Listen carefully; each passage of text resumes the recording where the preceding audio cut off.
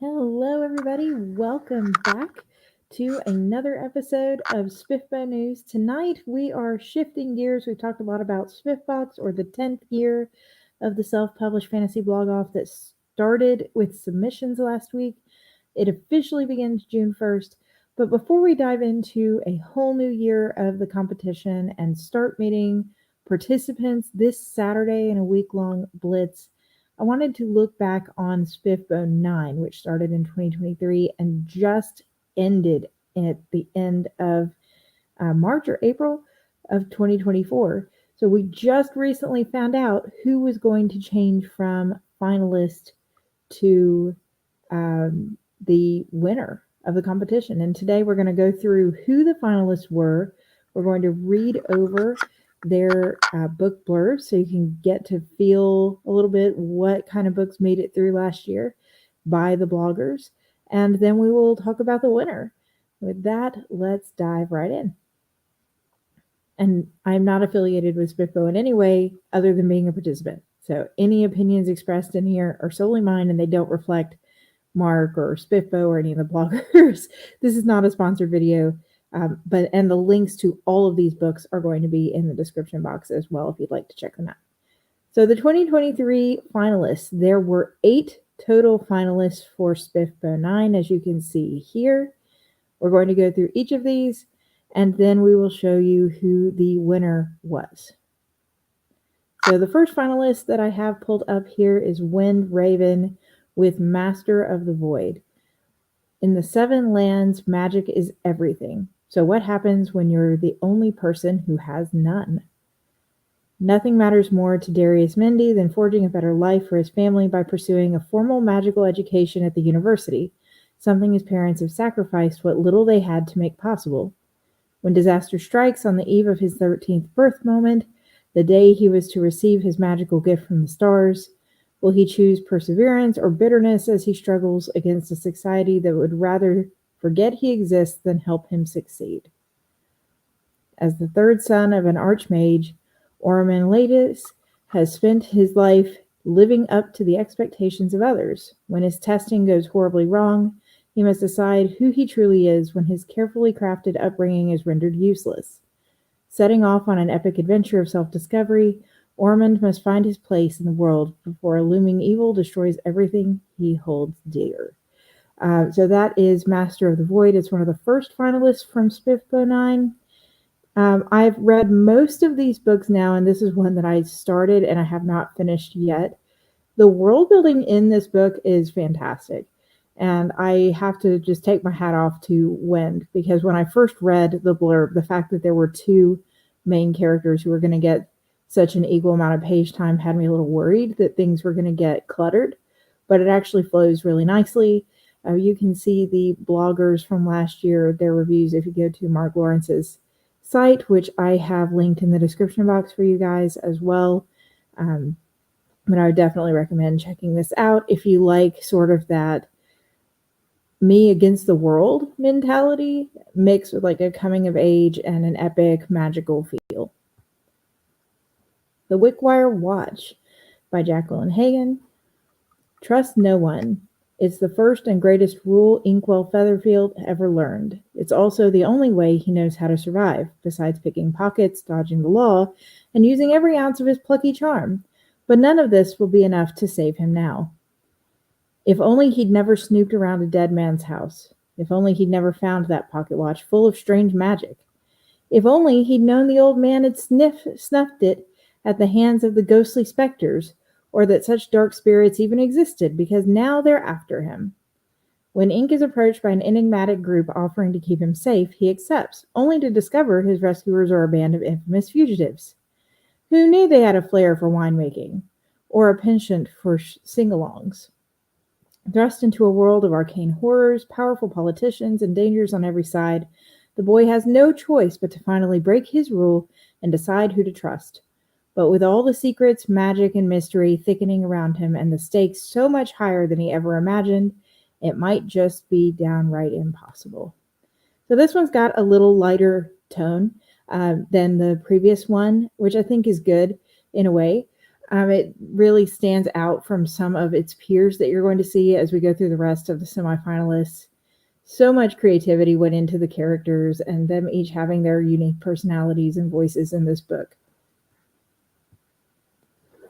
The next semifinalist from SPFBO9 that we had was The Fall Is All There Is. This one was by C.M. Kaplan. I was tickled to see this one show up because it brings some science fantasy to play. So we have all Peter Mercy wanted was a good old-fashioned dramatic exit from his life as a prince. But it's been 5 years since he fled home on a cyborg horse. Now the king, his dad, is dead, and Peter has to decide which heir to pledge his thyroid-powered sword to. And as the youngest in a set of quadruplets, he's all too aware that the line of succession is murky. His siblings are on the precipice of power grabs, and each of them want him to pick their side. If Peter has any hope of preventing civil war, he'll have to avoid one sibling who wants to take him hostage, win back another's trust after years of rivalry and resentment, and get an audience with a sister he's been avoiding for 5 years. Before he knows it, he's plunged himself into a web of intrigue and a world of strange, unnatural inventions just to get to her doorstep. Family reunions can be a special form of torture. I love the reluctant royal trope. It is one of my favorite fantasy tropes. This is me speaking personally, and it is done so well in this book. You see someone that brings sort of the old TV show Arrested Development and epic fantasy and science all together. It was just beautiful. I loved it. Daughter of the Beast is the next semifinalist for SPFBO9. This one has gotten a lot of hype on social media, all of it well-deserved. This is by E.C. Greaves. Fear not the beasts in your stories. With a stout blade and a stouter heart, become the thing they fear. When her sleepy village is raided by the Volcari, the fearsome warrior women of the ancient wilds, only Zintail Fairwinter is taken. Claimed as a daughter by their infamous matriarch, Zintail is trained to hunt, to fight, and to kill, all for a purpose which remains ever out of her grasp. In the company of their unruly young, she might find sisterhood. In their unique customs and beliefs, she might find beauty. And in the violence of their raids, she might even find glory. But it is the reason for her capture that Zintail truly seeks. It is a truth that must be earned from the very spirits of the dead, a future paid for in the blood of those Zintail once called her own. It is a purpose that promises the liberation of not just she, but of all the ancient wilds from an evil far greater than any marauding warrior women. The Valkyrie, however, are not like other women. The Valkyrie are monsters, and sometimes only the truly monstrous have what it takes to save the world. This one is a dark, epic fantasy. It's beautifully tragic. If you've followed me very long in my book reviews, you know how much it takes to make me feel for characters because I've just read so many books, and this one will cut you to the core. So this is a great immersive page-turning read. All right, the next one on the lineup for the semifinalists is The Last Ranger. This is by J.D.L. Russell. Betrayed, hunted, left for dead, but not even death itself can keep the last ranger from vengeance. Lane Firebrand is no stranger to a fight. A brash ranger of the Titan wilds, she takes up her bow to ward against the colossal spirit creatures known as Titans. Ever a threat to the colonies she is sworn to protect. But no amount of skill can guard against treachery. When tragedy strikes the ranger's lodge, Lane vows to avenge the fallen, but if she is to succeed, she must embrace a power within her she has long denied. Power to move mountains and rivers. Power over life and death. She did not choose this path, but Lane knows her duty. For if she fails, the legacy of the Rangers dies with her, and all the Titan wilds will fall into shadow. Great high-stakes book here. Very original plot. And yes, I can't say more without spoiling it. I actually read this book before SPFBO9 ever began and had great respect for this author. So I was absolutely tickled to see them in the competition last year, and it definitely earned its spot. The next book we have in the semifinals from SPFBO9 was The Last Fang of God. When gods refuse to die, it's humans that suffer. Safely hidden deep within the endless fields of his late wife's people, Kalen's only dream is to live the rest of his days in peace. He paid for his dream in blood, but neither his sword nor service are demanded any longer. Chaos erupts when his daughter, Sasha, is called by Kalen's old master. Father and daughter have no choice but to leave the home they've created for the land of Kalen's birth. But the sins of the past cast long shadows.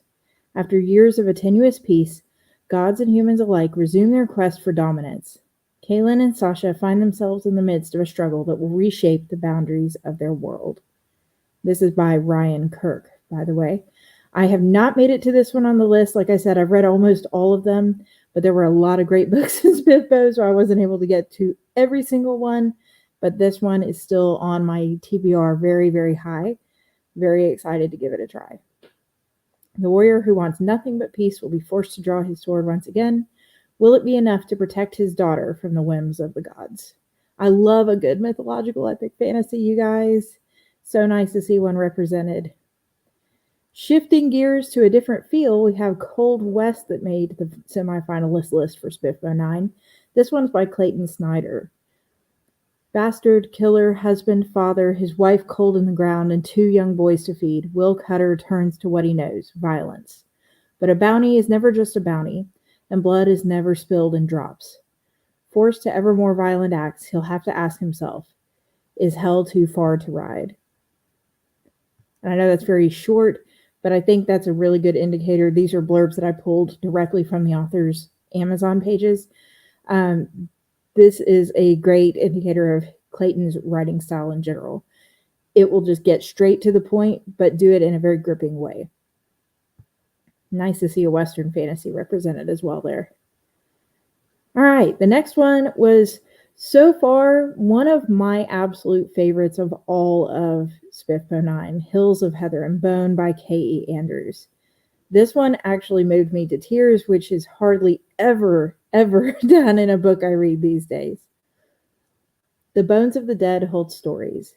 On the fringes of Aragol, Morana longs to exchange a life of hiding for a peaceful one with her husband Percy. While Percy's blood gift lets him grow plants and heal broken bodies, Morana is a bone weaver, despised and feared because she can hear bones and raise the dead. Morana doesn't want to be seen as a villain from the old stories, and instead spends her time gardening, writing the stories of the dead, and fending off a spiteful chicken. Morana and Percy's lives are shattered when a group of Finalists, tasked with capturing bone weavers and rogue blood-gifted, find them. On the run and battling the elements, ancient creatures, and the loss of all they called home, Morana and Percy search for any sanctuary left in Aragol. Morana must choose between the call in her blood or the family she holds so close to her heart if she and Percy are to survive. So, very, very excited. This one really digs deep into the character development, which I think is what made it so special and the reason that I ended up caring enough about the story to shed a tear a couple times in the book.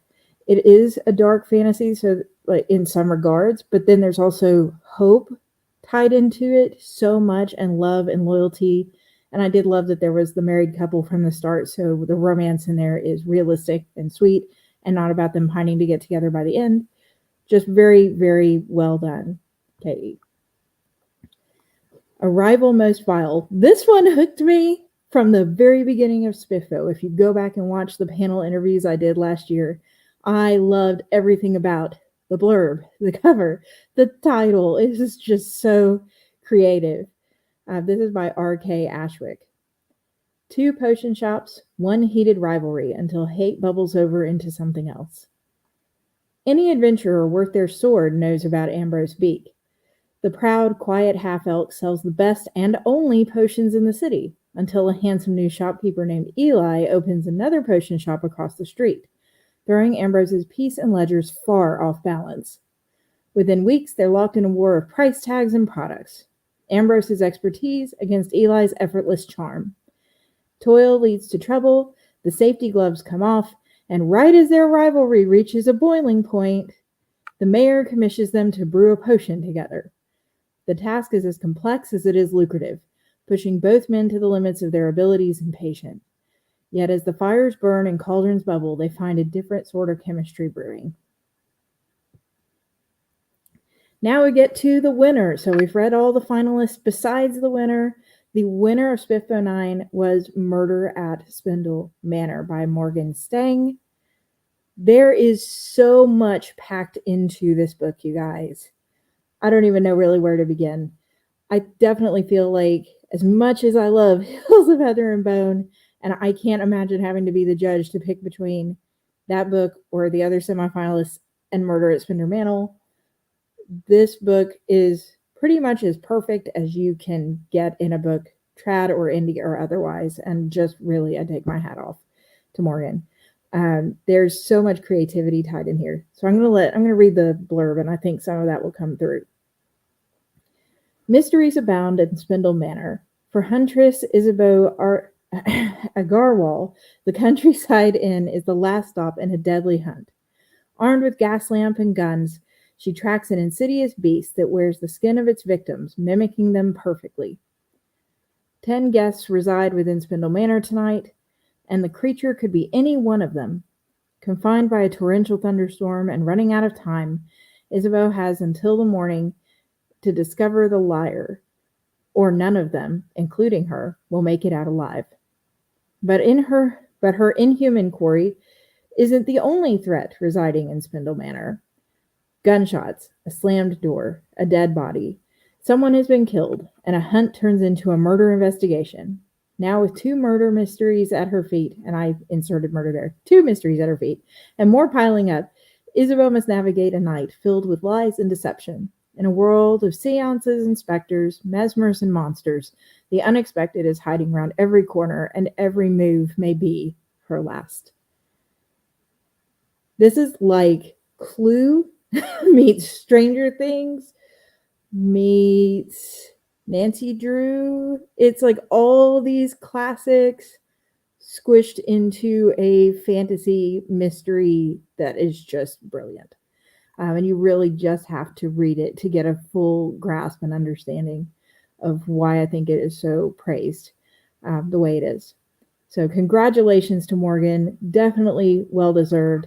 And even as a participant in SPFBO myself, I cannot tell you guys, all of you semifinalists and Morgan, how proud I am to know that you are representing the indie fantasy community. It is just a huge, huge honor to be a part of this community, to be able to share about great books like yours. So thank you for what you do. And if you're watching, I hope you keep writing. And I know some of you may be trying to do SPFBOx. I haven't announced all the specific books in the final list. I announced a preliminary list yesterday. So if you missed that, it's on my YouTube channel. And you can watch that. I have a whole SPFBO playlist. But we're going to be meeting more SPFBO authors. And we did meet some of the authors that you just heard about in the semifinals. And last year's SPFBO playlist, which I have linked in the description box on YouTube for you guys as well. But thank you all for tuning in. Please check out these books. Again, their links are all in the description box for you. Please help me cheer on all the SPFBOx participants who are starting this year. Good luck if you're a participant writing. Good for you if you participated last year. Don't be discouraged, because a win for an indie author raises all of our boats, right? Take care, everybody. Have a great night, and I will see you later this week.